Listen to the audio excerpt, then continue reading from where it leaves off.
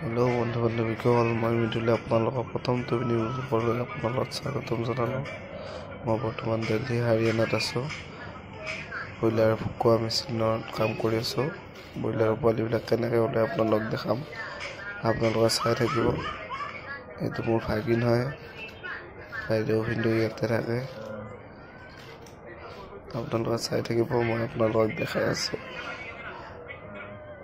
এইকেইটা মোৰ বন্ধু।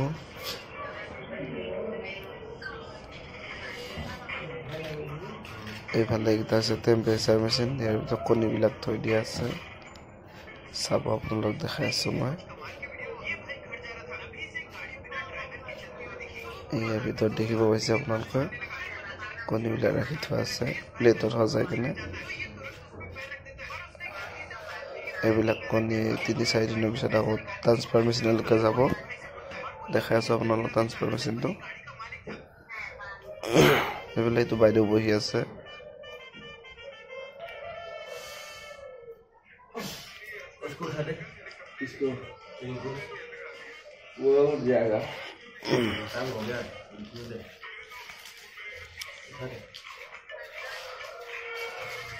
এইফালে আগত দিকে আছে ট্ৰান্সফাৰ মেচিন কেইটা।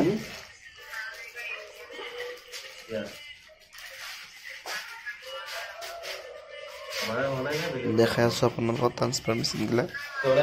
ইয়াতে যিবিলাক কণী সজাই থোৱা আছে নহয়, এইবিলাক কণী আপোনাৰ ট্ৰান্সফাৰ মেচিনলৈকে ছেট হ'ব 2-3 দিনৰ পিছত। ট্ৰান্সফাৰ মেচিনত পোৱালিবিলাক ফুকায়।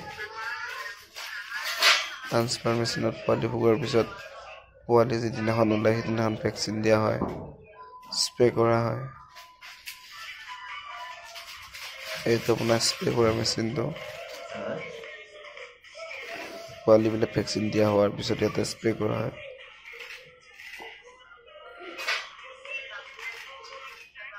চাই থাকিব আপোনালোকে, মই যিমান পাৰোঁ দেখাম আপোনালোকক। এইবিলাক আপোনাৰ কেৰেট আছে, এইবিলাকত আপোনাৰ পোৱালিবিলাক ওলোৱাৰ পিছত ছেট কৰা হয়। এইবিলাক বেয়া কণী হয়, যিবিলাক আমাৰ বাঁহ কণী বুলি কোৱা হয়। আমি এইবিলাক চেক কৰি এক্সট্ৰাকৈ থৈ দিব লাগে। আপোনালোক দেখাম বাৰু কেনেকৈ চেক কৰি বেয়া কণী চেক কৰোৱা হয়। এইকেইটা ট্ৰান্সফাৰ মেচিন হয়।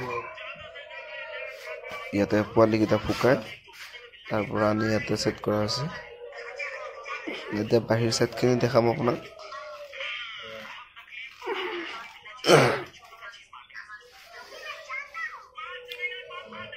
এইফালে বাহিৰত যিবিলাক আপোনাৰ এইবিলাক পাইপ দেখিছে নহয়, এইবিলাক পানী, এইবিলাকত আমাৰ প্লেটবিলাক থোৱা হয়, কণী ৰখা প্লেটবিলাক বা পোৱালি ফুকোৱাৰ পিছত যিবিলাক লেতেৰা হয় এইবিলাক থোৱা হয়।